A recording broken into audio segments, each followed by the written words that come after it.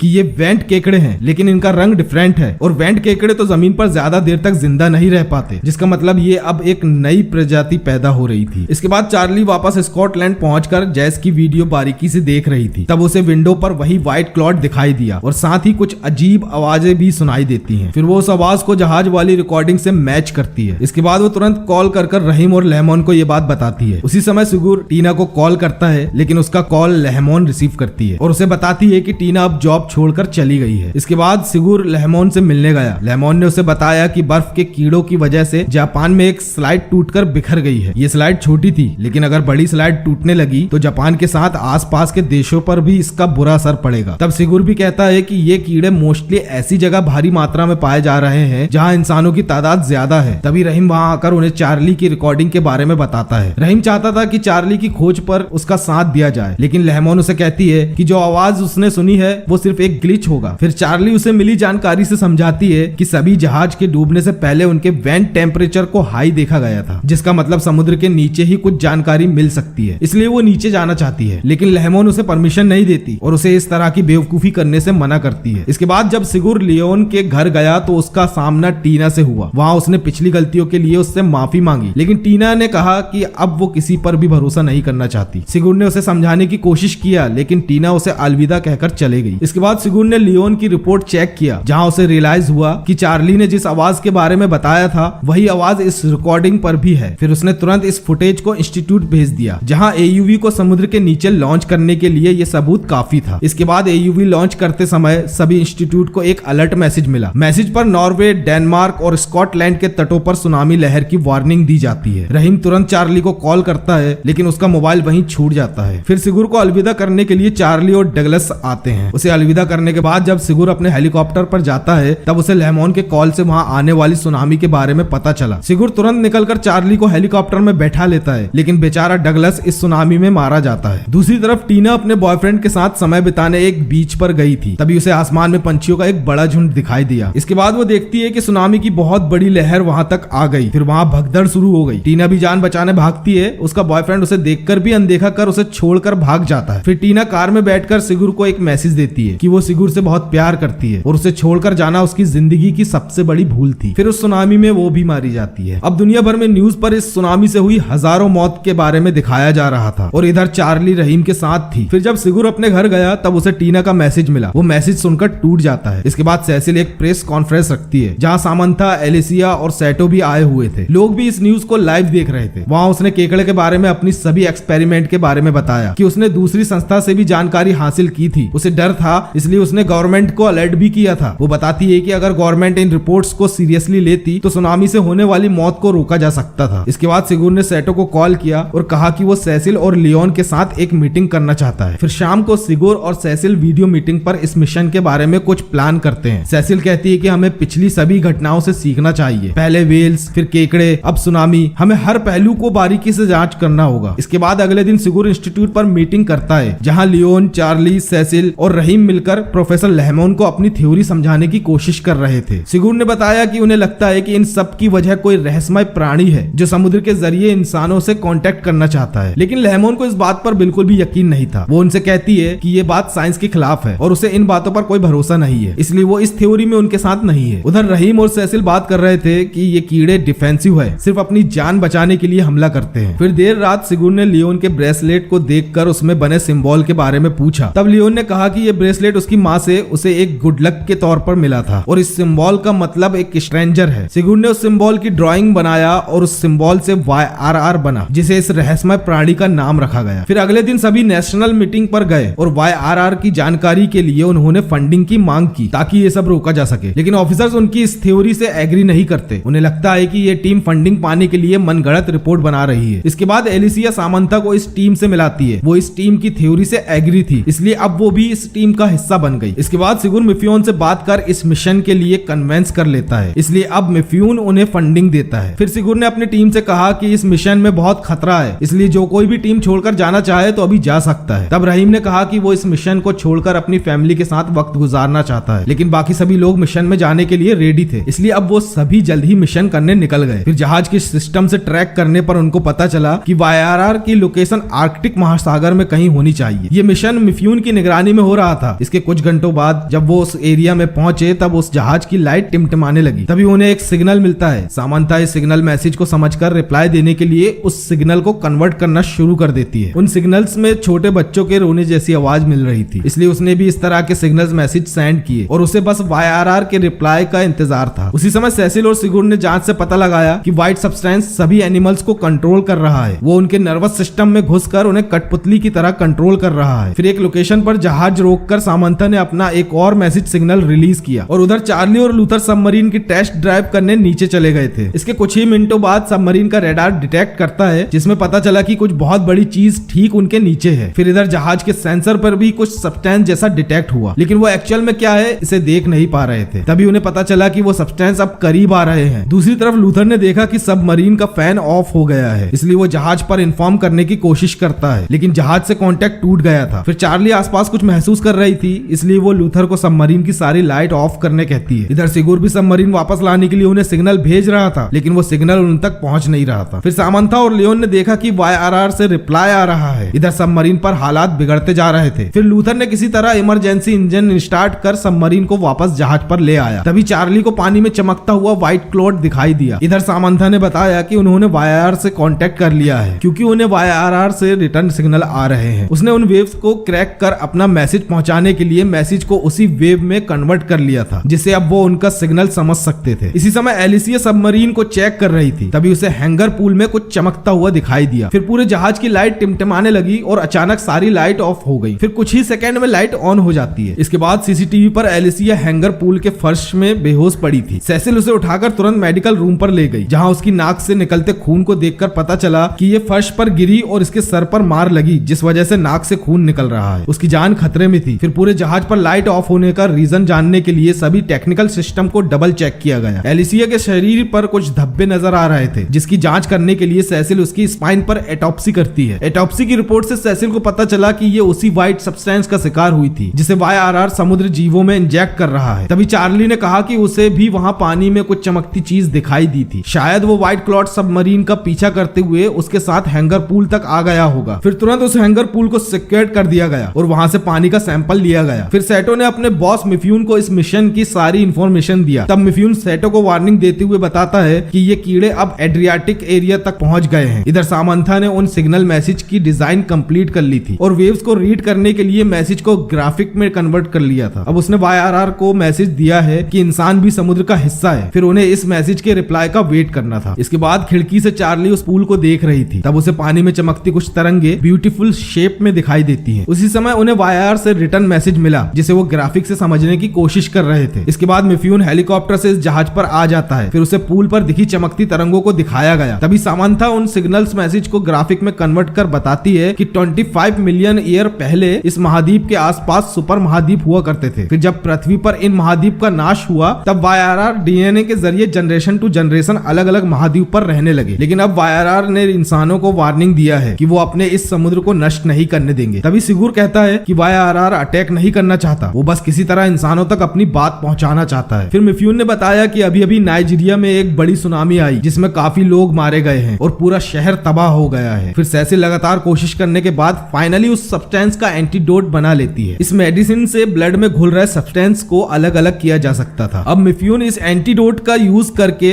YRR को खत्म करना चाहता था, लेकिन सिगुर इसके खिलाफ था। उसने कहा कि YRR समझौता करना चाहता है। एलिसिया के जरिए वो मैसेज दे रहा था, इसलिए एलिसिया भी जिंदा है, हमें बात करना चाहिए। और YRR को खत्म करने से अनगिनत समुद्री जीवों की जान जा सकती है, जिससे समुद्री जीवों का जीवन नष्ट हो सकता है और इसका असर इंसानों के जीवन पर भी पड़ेगा। इस आर्गुमेंट्स के बीच दो ग्रुप बट गए, लेकिन आखिर में फैसला हुआ कि सेफ्टी के लिए इसका एक्सपेरिमेंट पहले पूल पर करना होगा, जिससे हमें सभी सवालों के जवाब मिल सके। इसके बाद सेसिल और लूथर पूल में मेडिसिन डालने गए। फिर जैसे ही उन्होंने मेडिसिन को पूल में डाला, उसका असर तुरंत होने लगा और जहाज की लाइट टिमटिमाने लगी। फिर वो सब्सटेंस बड़ी लहर के साथ ऊपर उठने लगा और जोर की आवाज के साथ एक ब्लास्ट हुआ, जिससे जहाज की खिड़कियां फूट जाती हैं और पावर कट हो जाता है। पावर कट होने के साथ जहाज में काफी नुकसान भी हुआ था। सेसिल उठकर लूथर को सीपीआर देने लगती है, लेकिन तब तक देर हो गई थी और बेचारा लूथर मारा जाता है। इसके बाद जहाज एक आइसबर्ग से टकराकर घूम जाता है। फिर उन्हें पता चला कि वायआरआर उनके जहाज के चारों तरफ है और वो जहाज को उसके अकॉर्डिंग ले जा रहा है। फिर सामंथा ने बताया कि पूल में ब्लास्ट से पहले निकली आवाज से वायआरआर को सिग्नल मिल गया था, इसलिए उनके पास अब ज्यादा वक्त नहीं है। तभी कैप्टन जेस्पर कहता है कि आखिर वायआरआर पर हमला क्यों नहीं किया जा रहा है। तब सिगुर ने कहा कि पूल में जो हुआ उससे उन्हें अंदाजा लग चुका है कि वायआरआर पर हमला करना कितना खतरनाक हो सकता है, इसलिए उन्हें वायआरआर से बात कर इस जंग को रोकना होगा। फिर सिगुर एक प्लान बनाता है कि लूथर को व्हाइट सब्सटेंस से इंजेक्ट करना होगा और चार्ली उसे सबमरीन से वायआरआर के एरिया में ले जाएगी। तभी अचानक जहाज फिर से दूसरे आइसबर्ग से टकराता है। क्योंकि वायआरआर उस जहाज को कंट्रोल कर रहा था, फिर सिगुर ने सेसिल और एलिसिया को मिफ्यून के हेलीकॉप्टर से जाने कहा। अब सिगुर के प्लान के अकॉर्डिंग चार्ली सबमरीन की तरफ जाने लगती है। वायआरआर जहाज को और भी ज्यादा आइसबर्ग के बीच में ले जाता है। तभी चार्ली लूथर के शरीर को इंजेक्ट कर नीचे भेज देती है। सबमरीन से नीचे जाते हुए उसे वहां सिर्फ अंधेरा नजर आता है और लूथर दिखाई नहीं देता। फिर बहुत ज्यादा गहराई में जाने पर उसे व्हाइट सब्सटेंस दिखाई देते हैं और तभी जहाज पर भी फुल सिग्नल मिलने लगता है। अब वायआरआर से कांटेक्ट करने के लिए लूथर की बॉडी नहीं थी, इसलिए चार्ली खुद के शरीर में व्हाइट सब्सटेंस इंजेक्ट कर इस मिशन को पूरा करना चाहती थी। जहाज पर पूरी टीम उसकी इस बहादुरी को देखकर रोने लगते हैं। फिर चार्ली अपने सीने में सब्सटेंस को इंजेक्ट कर लेती है और सबमरीन के गेट ओपन कर देती है। अब वायआरआर तुरंत उसके शरीर में जाने लगता है और उसे बाहर निकालकर जमीन की तरह उसके शरीर के नीचे बिछ जाता है और सामंथा उस सिग्नल के जरिए वायआरआर से कांटेक्ट कर लेती है। तभी जहाज भी उस आइसबर्ग से निकल जाता है और उस जहाज का पावर भी ऑन हो जाता है और वो सभी वहां से निकल जाते हैं। कुछ देर बाद चार्ली एक बीच पर मिलती है। फिर पता चलता है कि वो जिंदा है और जब वो अपनी आंखें खोलती है तो उसकी आंखों में नीली चमक दिखाई देती है और यहीं पर ये मूवी खत्म होती है। तो दोस्तों, कैसी लगी आपको मेरी ये एक्सप्लेनेशन? अगर मूवी पसंद आई हो तो मुझे लाइक करें, कमेंट करें और अपने दोस्तों को ये वीडियो ज्यादा से ज्यादा शेयर करें। तो फिर मिलेंगे हम अपनी अगली वीडियो में, तब तक के लिए बाय बाय।